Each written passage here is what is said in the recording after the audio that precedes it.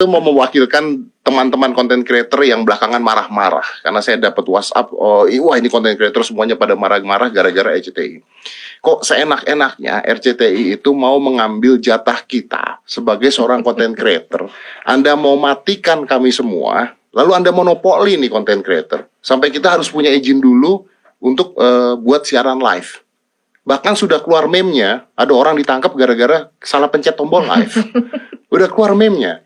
Nah, oleh karena itu, saya pengen tahu nih sebenarnya, apakah iya Anda berdua yang bertanggung jawab di sini, direktur-direktur RCTI, karena konten creator nih termasuk gua gitu. Saya ketika baca, waduh, Anda kenapa mau nyerang kita sih? Kita nyari duit juga susah. Ya, maksudnya mungkin bukan saya, tapi gitu. Kenapa? Ini bener nggak menyerang konten creator nih, bener apa tidak gitu loh RCTI ini? Enggak. Karena gini, karena itu beritanya ya. Anda konten creator loh. Ya, enggak.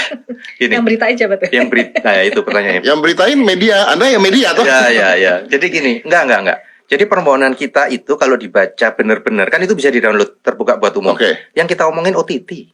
Nah ini OTT itu apa? OTT itu adalah Over the top kan? Iya, over nah the top. tapi apa? Oh, kan maksudnya gini ya, gue harus bego aja gitu ya. Iya. What the heck is OTT gitu? Iya. OTT itu gini, korporasi yang menyalurkan kontennya lewat internet, mungkin gitu kan? Kontennya lewat internet. Iya, korporasi yang menyalurkan kontennya lewat internet. Seperti gitu. apa tuh? Netflix, YouTube, RCTI juga kan? RCTI juga. Oke, Netflix, kita gua nggak mau bicarain Netflix karena mereka nggak bayar saya. Cuma RCTI bayar gua, pernah bayar gua. Tapi ini nggak dibayar ya saya. RCTI kemarin baru makarya. Oke, YouTube. Nah ini di sini YouTube. YouTube itu kan ada content creator, including saya termasuk content creator. Kalau Anda ngomongin tentang OTT, artinya si content creator ini juga bermasalah dong. Kalau kita mau live kita harus izin dulu gitu. Enggak. Nah, itu beritanya begitu, bro. Korporasinya. Konten kreator itu bukan korporasi. Konten kreator Kan itu individu. pengisi konten dari korporasi tersebut. Berarti Itu bedanya. YouTube-nya. Ya. YouTube-nya. Karena YouTube-nya tidak terikat aturan gitu maksudnya. Iya, kurang lebih gitu. Jadi contoh gini, Oke. orang kalau diriin PT di Indonesia kan ada aturannya. Gitu. Sekarang kalau YouTube mendirikan di Indonesia, aturannya kan nggak ada. Oke. Gitu. Nah, itulah yang mesti diatur gitu. YouTube kan ada aturannya sendiri dia. Nggak ada. Di kita apa? Dia kan Terhadap konten kreator. terhadap content creator ada. Ya, terhadap konten kreator ya. Ini kan kita nggak ngomong konten kreatornya, kita ngomong YouTube-nya. Oke. YouTube as an entity. YouTube as an korporasi. Tidak ada aturan. Tapi sorry, saya perlu klarifikasi dulu. Tapi ini bukan di permohonan kita nggak nyangkut YouTube juga ya, nggak spesifik nama sebenarnya. Iya, pokoknya OTT aja. OTT ya. OTT itu berarti korporasi ya. Korporasinya. Oke, korporasi. Jadi aturan yang mau dikenakan tuh apa?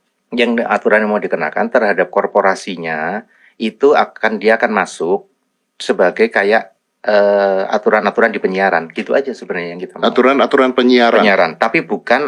Jadi gini, sebenarnya korporasinya pun sekarang sudah terkena, tapi dua tadi, blokir sama pidana, dia bisa kena juga itu.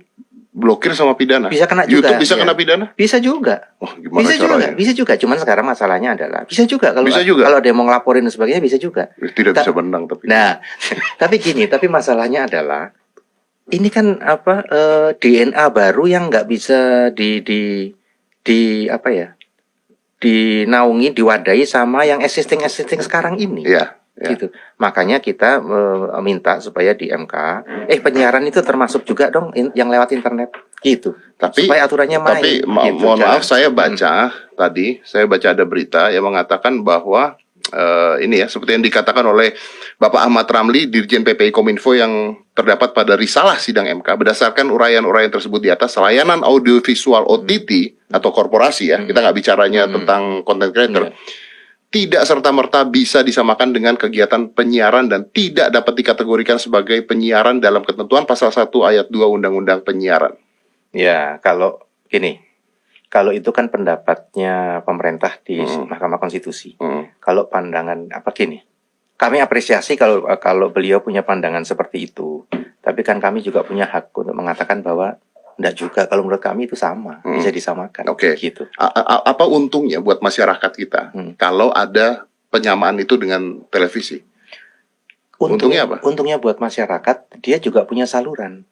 Katakan lagi nih, TV sekarang kalau ada masyarakat yang nggak suka dengan siaran kita, masyarakat kan bisa ngadu Ke KPI. ya ke KPI. Oke. Tapi kalau yang di OTT, masyarakat ngadunya kemana? Cuman dua, ke polisi terus dipidana atau blokir.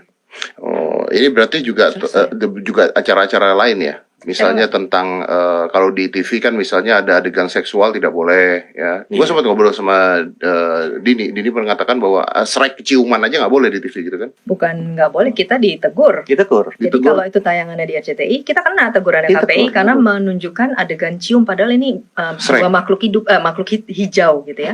Tapi konten yang sama, Shrek juga, itu tayang let's say di PTV gitu ya, itu aman.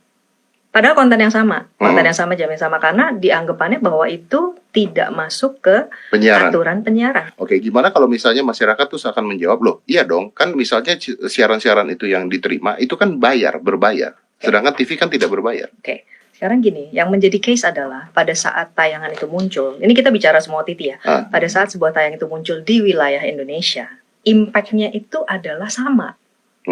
Impact-nya sama. Sehingga kalau dibilang tayangan itu tayang di FTA akan mengganggu mental, misalnya ya kayak kasusnya Dedi lah ya, waktu punya hitam putih.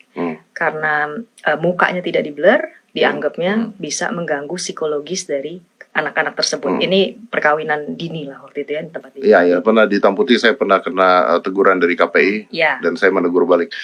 Case yang sama, orang yang sama yang di tempat hitam putih masuk, itu ada di tempat berita lain dan masuknya adalah di layanan OTT. Tidak perlu di-blur. Jadi apa bedanya orang yang sama karena munculnya adalah di TV-nya free to air tempatnya Dedi. Tidak di-blur, Dedi kena. TV-nya kena. Tapi materi yang sama karena munculnya di materi berita di layanan OTT tidak perlu di-blur. Oke. Jadi di mana ininya? I got it. Jadi tapi content creator-nya gimana? Oh nggak ada, ini tidak ada hubungan sama konten kreator. Sama sekali tidak ada hubungan sama konten kreator. Misalnya gini, misalnya saya bikin video YouTube deh. Saya bikin video YouTube, terus saya ngata-ngatain Mbak Dini deh. Saya kata-katain dengan kata-kata kasar ya, dengan kata-kata kasar. Kan saya bisa kena ITE dong sebenarnya. Betul, kalau saya melaporkan. Kalau dilaporkan. Oke. Ya, tapi apakah saya masih bisa nanti mengeluarkan kata-kata kasar? Karena begini, ada konten-konten creator di Indonesia yang sebenarnya adalah reaksi. Betul. Contohnya lagi main game. Nih saya contohin aja, main game tiba-tiba ketembak, dia kan anjing kalah. Nah, gitu kan. Sekarang aja kata anjay jadi masalah gitu kan. Makanya saya ganti jadi anjir. Anjir belum dimasalahkan. Ini belum dimasalahin ya. Kalau kena nanti saya ganti lagi katanya ya, biar jir gitu ya. Kita tunggu.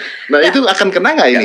Kalau ini gini. Gini. Sebenarnya tujuan kita adalah untuk mengeliminir pertanyaan seperti itu. Kita sekarang nggak tahu. Kita kan nggak tahu, Pak. Setiap orang boleh nafsirin sendiri-sendiri. Gitu. Si A boleh nafsirin, oh ini nggak bagus, dia lapor ke polisi.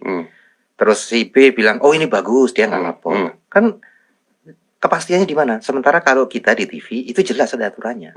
Gitu. Jadi kalau ada orang nggak suka, gitu, dia bisa, oh ternyata boleh kok sama TV, gitu. Tapi kalau di yang selain TV, kayak tadi Mbak Dini bilang, bedanya konten yang sama nih, yang di satu sisi orang boleh nafsirin sesuka-sukanya, yang satu diatur, gitu. Nah kalau yang sesuka-sukanya ini nggak diatur juga, nanti akan semakin banyak pertanyaan. Tapi kalau yang suka-sukanya itu diatur juga kan artinya konten creator yang akan diatur. Bukan dong. Institusinya.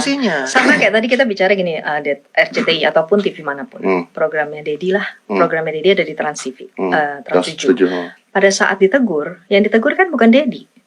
Yang ditegur TV-nya. Karena TV-nya yang bertanggung jawab terhadap konten yang disajikan.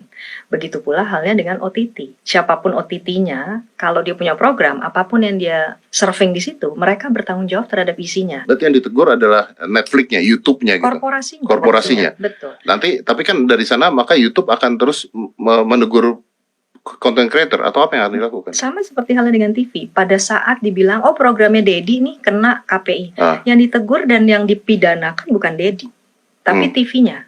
Sama halnya dengan urusannya OTT tadi. kalau ada konten-konten dari si konten kreator yang tidak sesuai, urusannya adalah urusan si OTT korporasi tadi dengan regulasinya. Nah itu yang saat ini tidak ada. Jadi bukannya kemudian si konten kreator nggak boleh begini begitu itu nggak bisa. Jadi tidak ada larangan konten kreator streaming dan sebagainya, Nggak harus ada. izin dulu itu. Nggak ada. Itu tidak ada bicara itu sama sekali. Makanya sebetulnya buat kita 2-3 hari terakhir ini buat kita tuh kayak ini rame apa sih gitu, ada apa?